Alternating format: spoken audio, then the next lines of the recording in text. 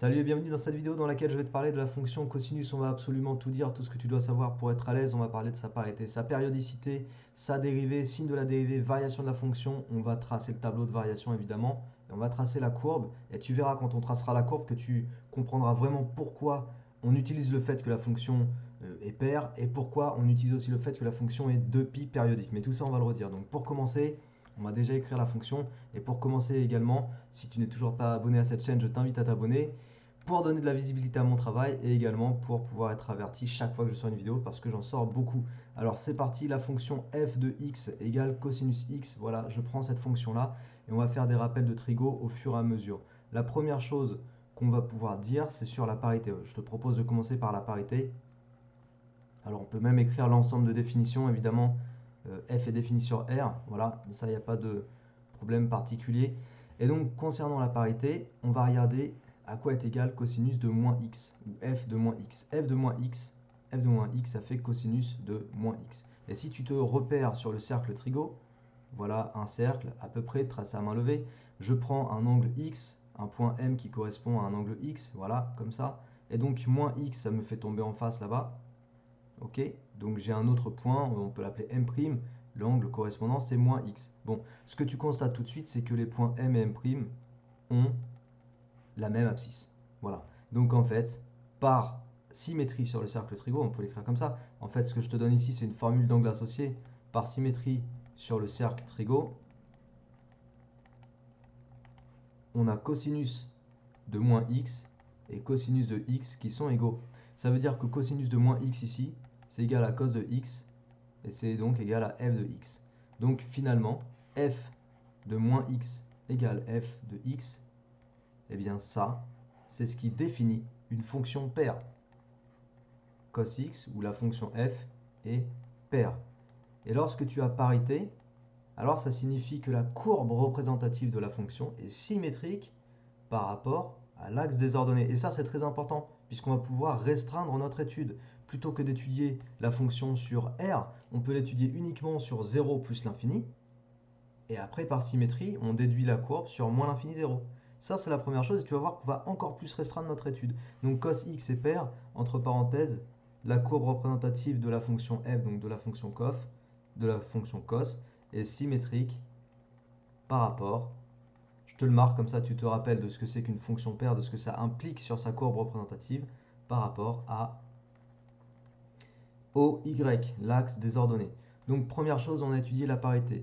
Deuxième point, maintenant on va étudier sa périodicité. Alors pour la périodicité, pareil, on va repartir du cercle trigo. Périodicité, on repart du cercle trigo. Et je vais juste te rappeler une petite chose, c'est que si tu considères un point M toujours ici, qui correspond à un angle X comme ceci, alors je pars du point M et je fais le nombre de tours complets que je veux, je retomberai toujours au point M. Et ça me donne la relation que tu vois aussi dans le premier chapitre de Trigo en première spé maths, qui dit que cosinus de x plus k fois 2π, k étant un nombre entier, relatif ou naturel, peu importe, enti-relatif, cos de x plus k fois 2π égale cos de x. Pour comprendre cette relation de trigo, je te redis, il faut que tu visualises le cercle. Quand tu pars du point M et que tu fais un nombre de tours complets dans un sens ou dans l'autre, peu importe, tu peux faire un tour complet, deux tours complets, trois tours complets, ou dans l'autre sens pareil, tu retombes au même point. Sauf que l'angle, quand tu rajoutes des tours complets, tu rajoutes des 2π. C'est pour ça qu'on met k fois 2π, et je répète que k est un enti-relatif. Voilà. Et bien lorsque tu rajoutes des tours complets, tu retombes au même point, et ça veut dire que le cosinus de x plus k fois 2π, puisque tu es au même point, et que la lecture du cosinus, c'est l'abscisse du point du cercle sur lequel tu te situes, c'est-à-dire que cos de x plus 2π et cos de x te font tomber sur la même valeur en axe, sur l'axe des abscisses. Donc, les deux cos sont égaux. Ça va me permettre de dire que le cosinus de x plus 2π tout court égale cos de x, et que la fonction cos x est 2π périodique. Voilà, cos x est 2π périodique. Ça veut dire que tous les intervalles de valeur de pi, de longueur de pi, la fonction se répète. Donc le motif de la fonction se répète tous les intervalles de longueur de pi. Le motif, je l'écris parce qu'après en fait on va regarder tout ça graphiquement, concrètement, ce que ça veut dire. Le motif de la fonction cos x se répète tous les 2 pi. Donc on peut l'étudier uniquement sur un intervalle de longueur de pi. C'est ça que ça signifie concrètement. Alors concrètement, hop, je vais le conclure en violet. On peut étudier la fonction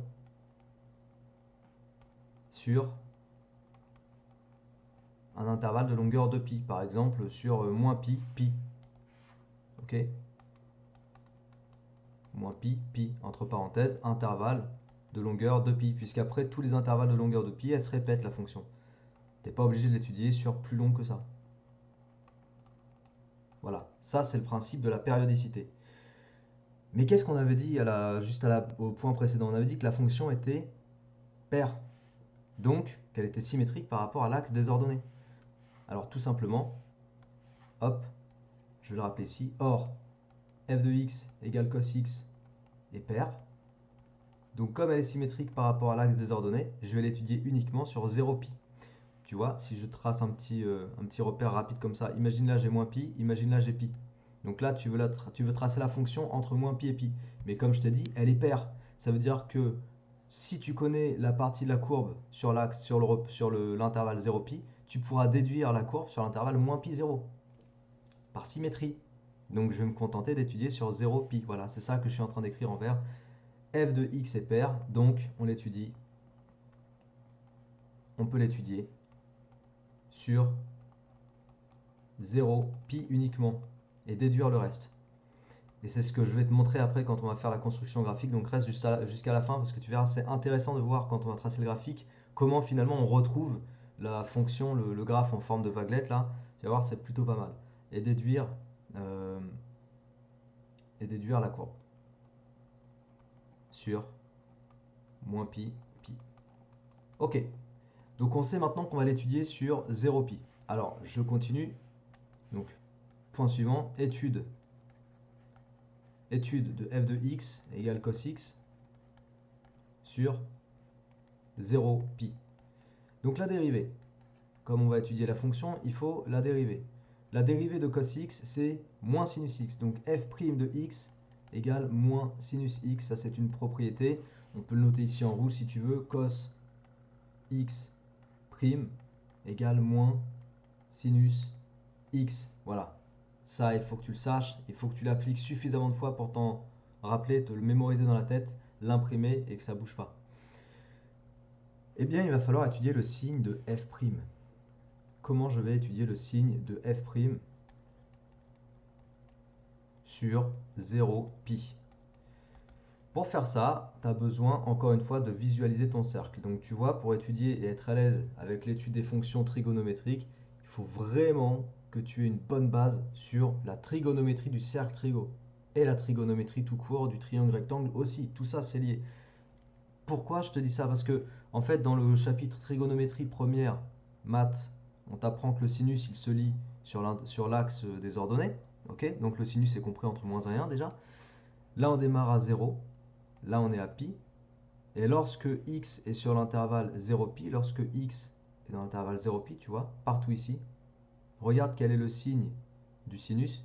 Où que tu sois sur le cercle quand tu vas de 0 à pi, ou que tu sois sur le cercle quand tu vas de 0 jusqu'à pi.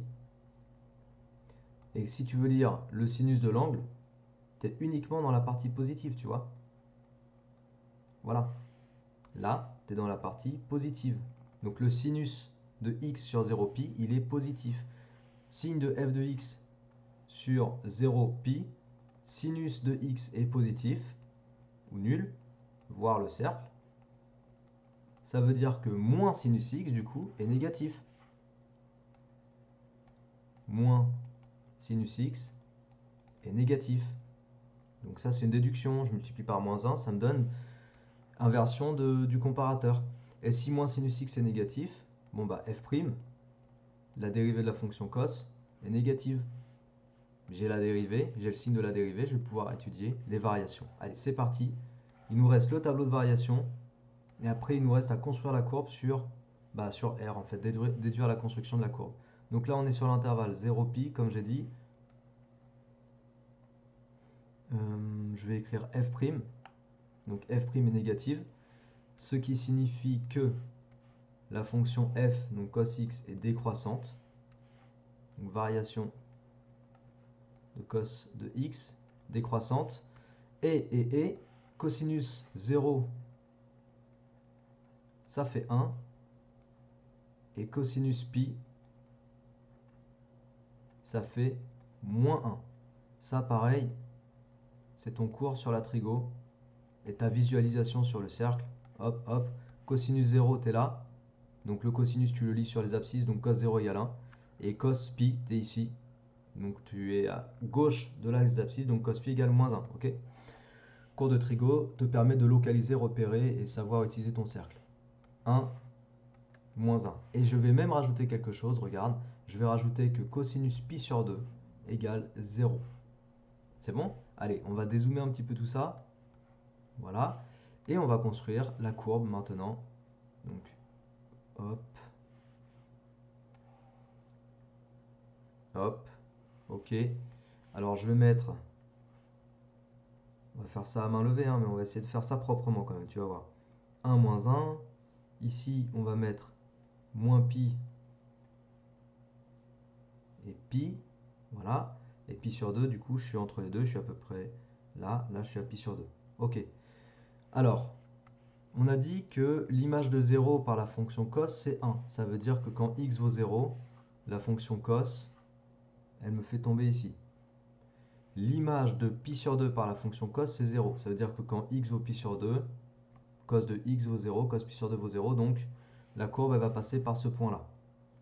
Et après, on a dit, est-ce que je bouge un petit peu? Ouais, je vais écarter ma petite graduation là. Voilà. Après, on a dit que cosinus pi égale moins 1. Donc, ça veut dire que la courbe, elle passe par le point de coordonnées moins pi, pi moins 1. Donc, à peu près là. Et maintenant, j'ai 3 points par lesquels je vais pouvoir faire passer ma courbe. Et regarde, la courbe, elle va ressembler à peu près, à peu de choses près, à quelque chose comme ça.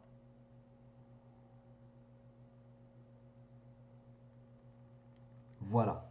Et là, tu te dis, eh ben c'est cool, mais qu'est-ce que je fais de ça? Comment je fais pour déduire le reste de la courbe sur R tout entier? Alors, première chose, on a dit que la fonction était paire. Tu te souviens? C'était au tout début. La fonction est paire, ça veut dire que l'axe des ordonnées est symétrique. Est un axe de symétrie. Eh bien, regarde ça. Je vais copier ici. Et je vais lui faire... Est-ce que je peux lui faire un... Non, je vais tout simplement tracer ma courbe. Donc, je vais faire le symétrique ici. Voilà, je vais construire le symétrique de cette portion-là sur l'intervalle moins pi 0. Et donc, le symétrique, ça me permet d'obtenir...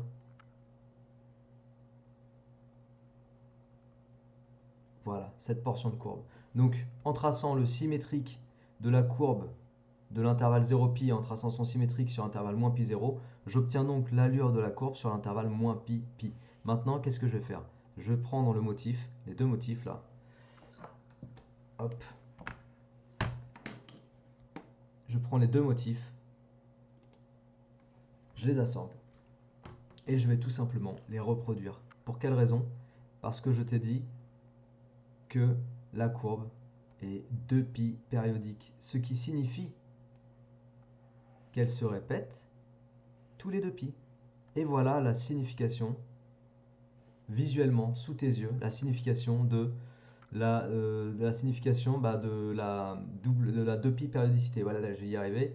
La signification de la 2pi périodicité, c'est ça. C'est que pour tracer la courbe finalement sur R tout entier, il a suffi juste de reproduire le motif qu'on a tracé sur moins pi pi, qui est un intervalle de valeur de pi, de longueur de pi. On a reproduit le motif de l'intervalle moins pi pi et on l'a reproduit tout du long et tu obtiens la courbe sur R tout entier. Voilà. Et ça conclut l'étude complète de la fonction cosinus. J'espère que ça t'a plu. Comme tu as pu le voir, on a fait beaucoup de rappels de trigo, avec des cercles trigo, avec des visualisations. Ça, c'est très important. Au départ, je t'avais rappelé la petite relation avec les angles associés. Oui, c'est ça. Cos x égale cos moins x. Ça, c'est des relations trigonométriques d'angles associés. C'est vraiment important de les connaître. C'est vraiment important de visualiser. Et quand tu sais faire ça, eh ben, tu sais étudier ta fonction cos sans aucun problème.